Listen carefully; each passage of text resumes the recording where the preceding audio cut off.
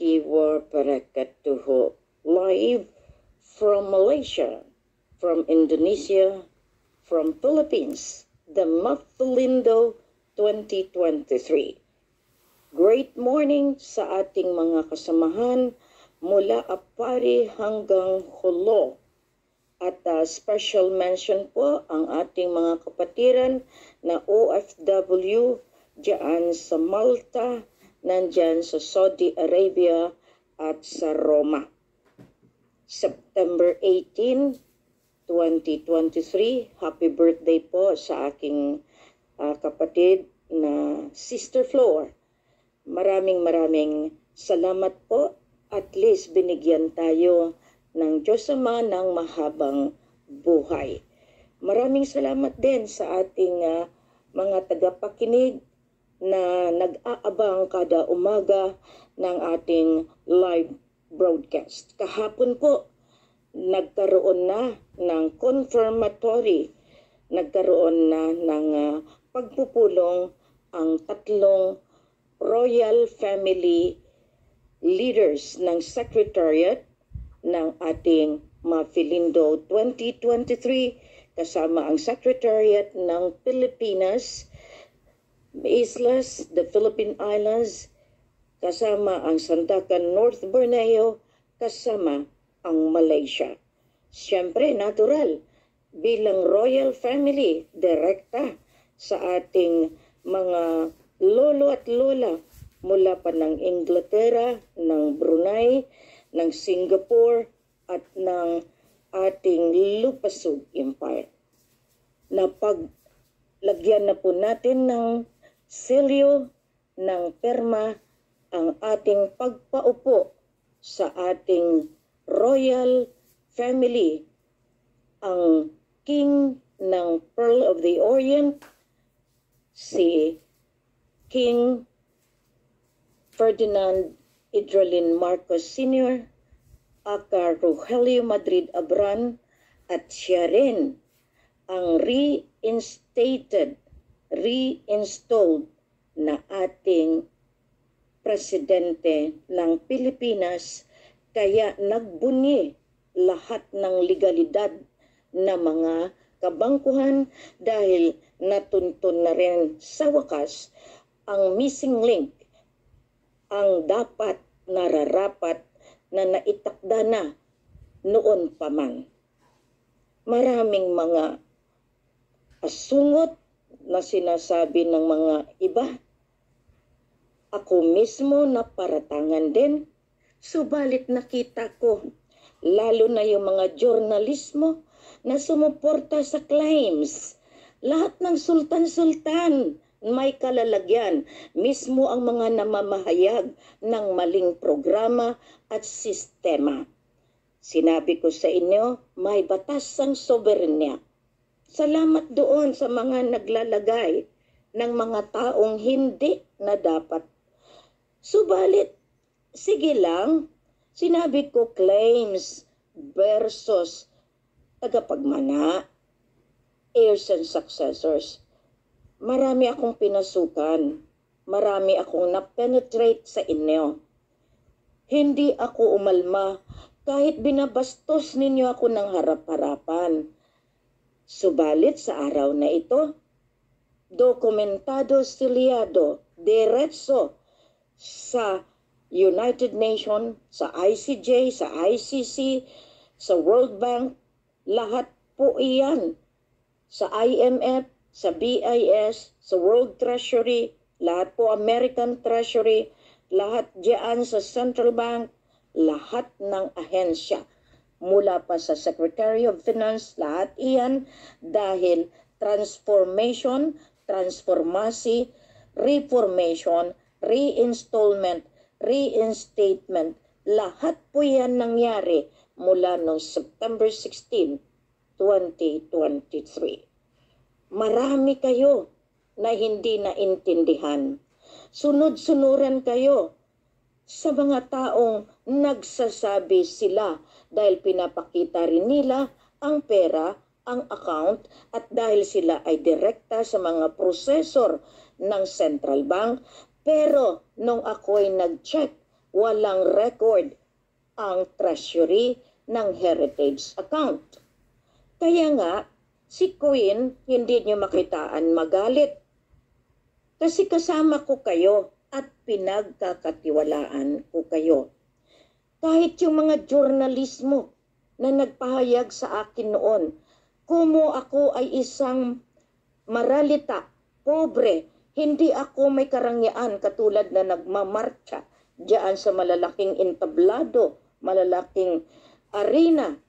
No? So lahat iyan, sinabi ko sa inyo, kung sino pang dugo ang siyang magkiklaim, hindi ako ang magpaparusa. Ang 7 Macdum. Huwag ninyong maliitin ang korte ng soberenya, ng kalangitan at ng Lemuria. Huwag ninyong maliitin, tatama mismo sa dugo ninyo, either sa anak ninyo, sa nanay ninyo, sa tatay ninyo, sa apo ninyo. Dahil paglilinis na po ito, paglilinis, ibig sabihin wala na yan sinisino. Marami po ang natamaan dahil sa sobrang pag-alipusta. Mismo ang gabay ko ang siyang umaalma dahil hindi ninyo nakita dahil punong-puno kayo ng paghangad ng mga trilyon-trilyon na iyan na akala ninyo kayo ang may karapatan.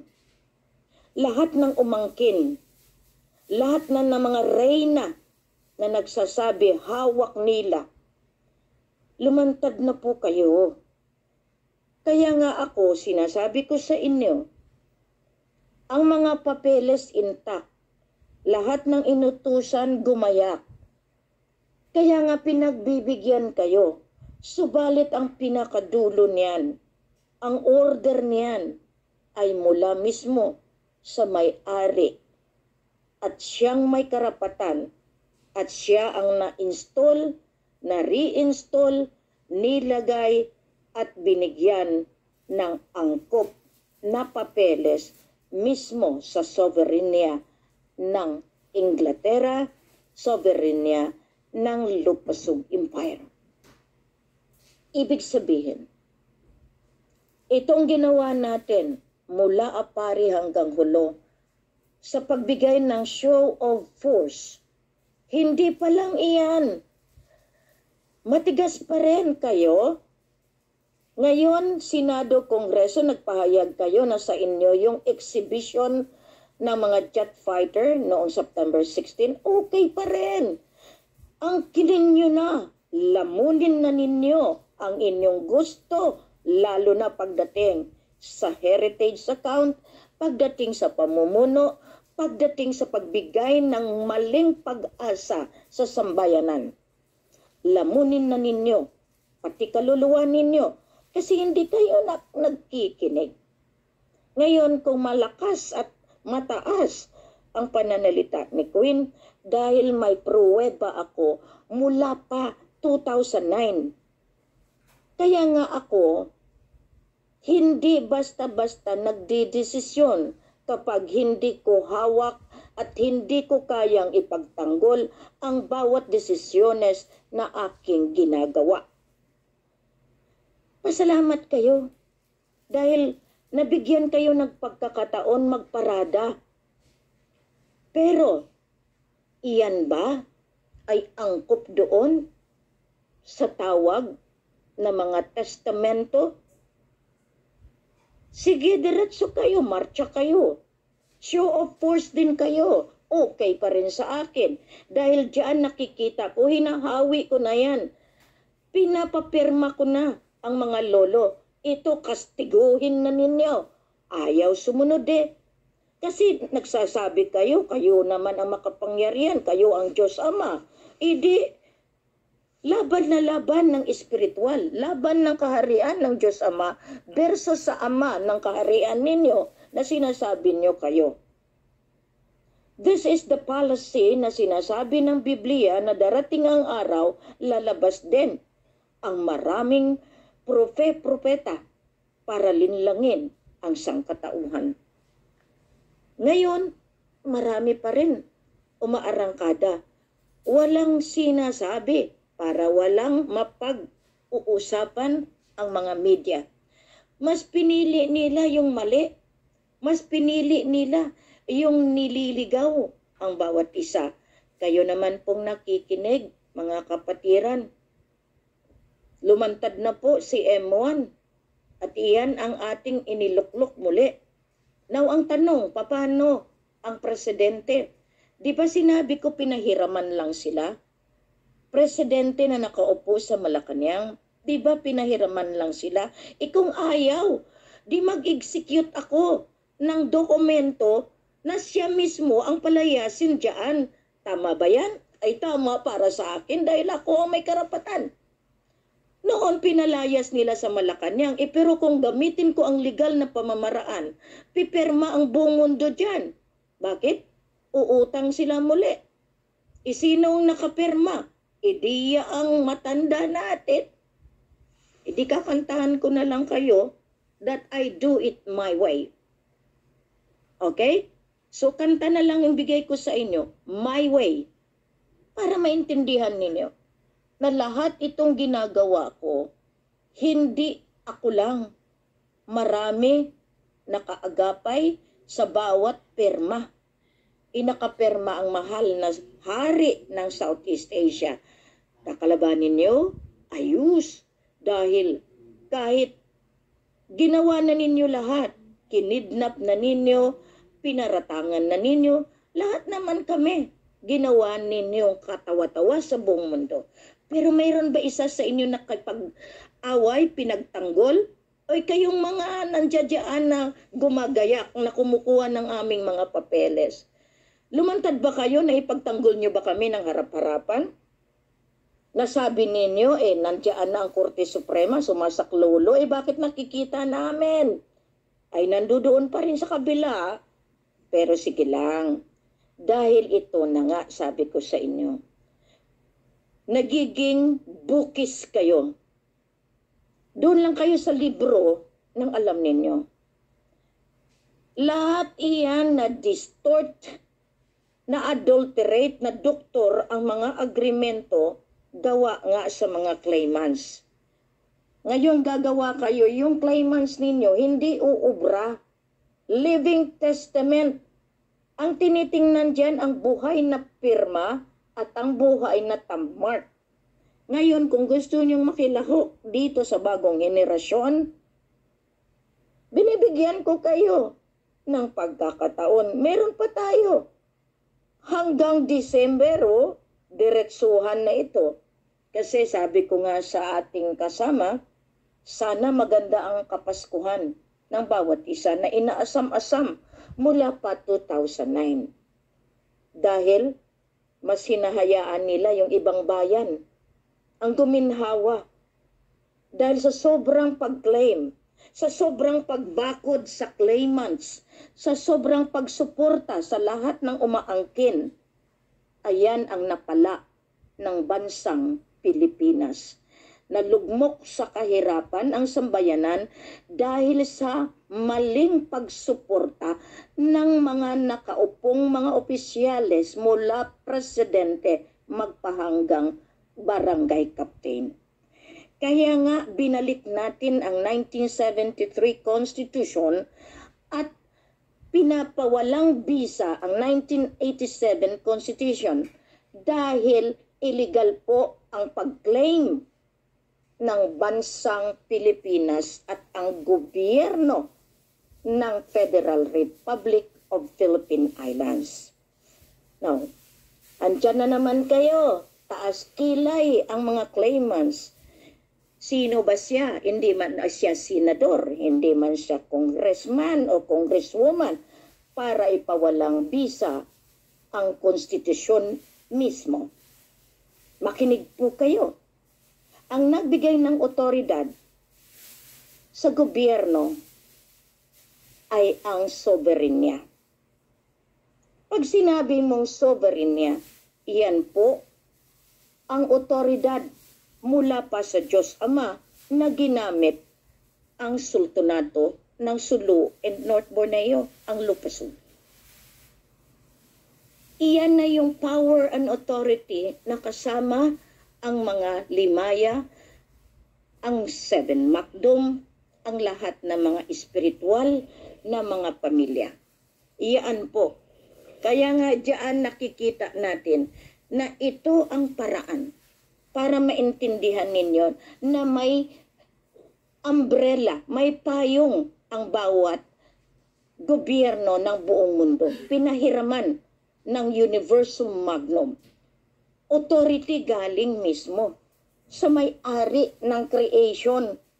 Iyan, creator mismo. Kaya nga ang konstitusyon natin, meron yan preamble. No, na nakalagay mismo ang power authority ng Diyos. Sa anong nangyayari sa atin? Masyado tayo nakafocus doon sa pagbigay ng mga batas na hindi naman makatauhan. Ngayon, sasabihan nyo, ano ako?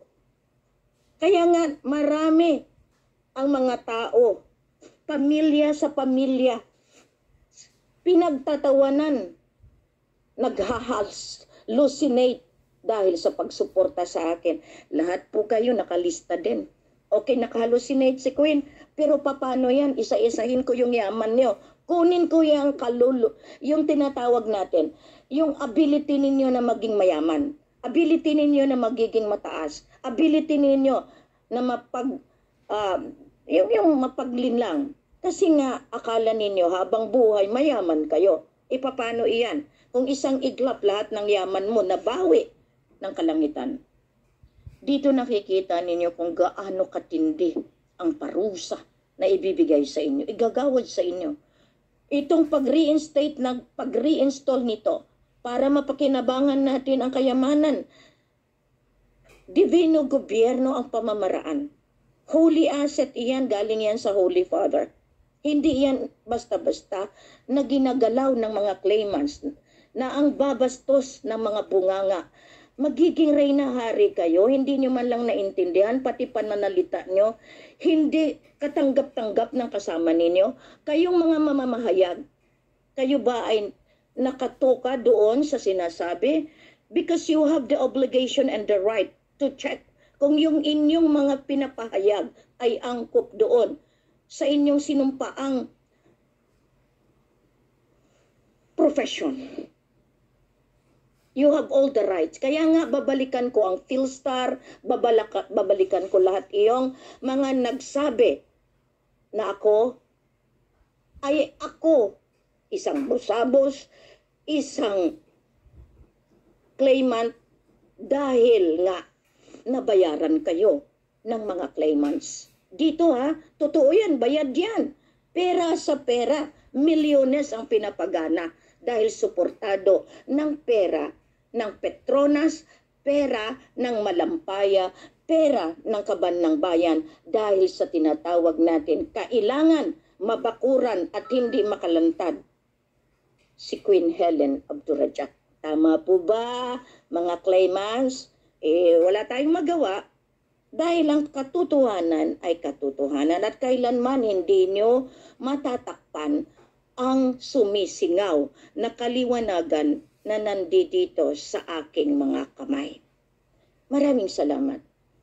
Ngayon, it is my way, the God in me, the Spirit of light in me, that will destroy the darkness that you had been spreading throughout the archipelago of the divine government.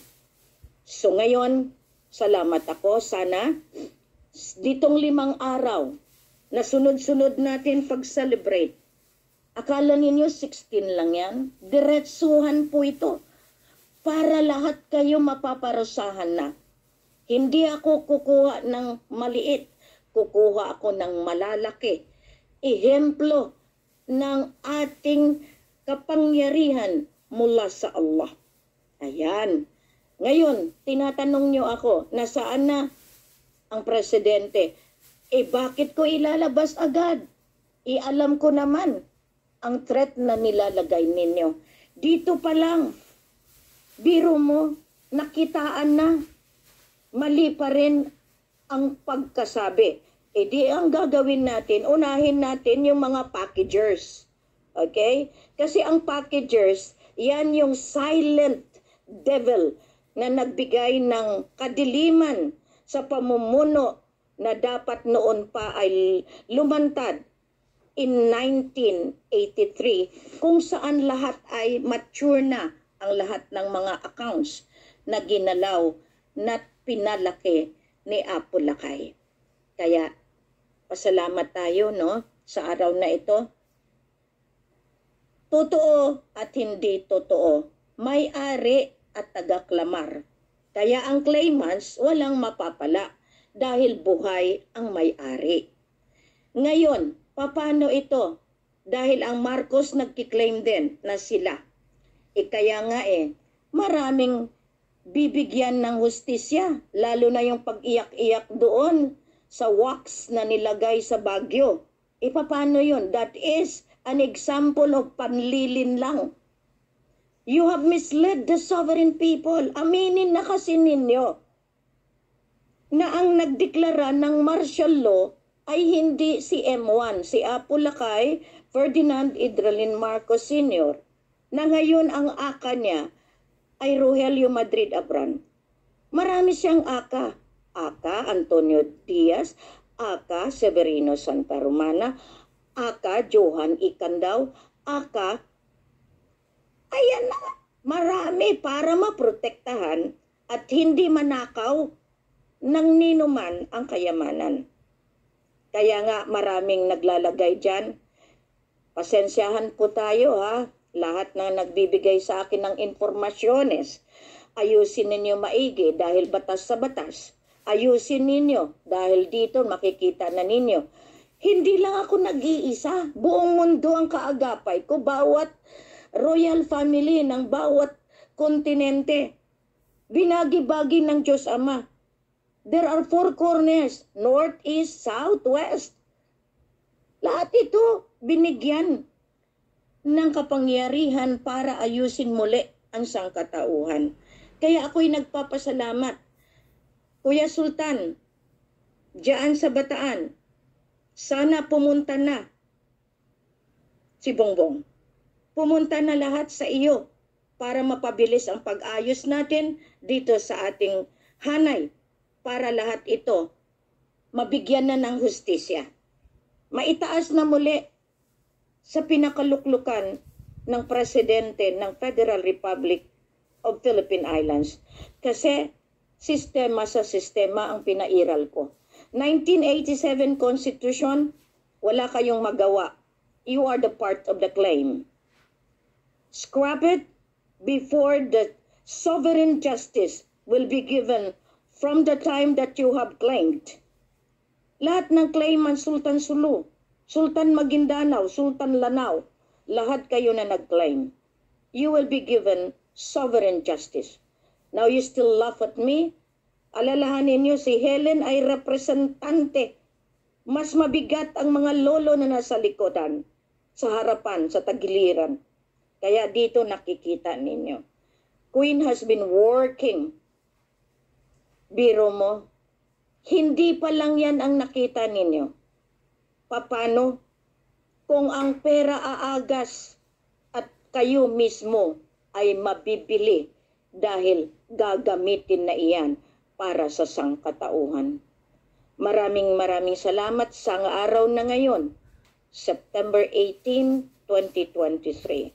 Mabuhay Perlas ng Silangan. Mabuhay ang Lupasug Empire. Mabuhay ang ating mga lolo nagkatawang lupa para sagipin tayo sa ating buhay na punong-puno ng pasakit at punong-puno ng problema. Ang buhay na walang hanggan, ang buhay na punong-puno ng kapayapaan, pag-asa para sa kaunlaran, kasaganaan ay nakaabang ngayon, bukas at magpakailan.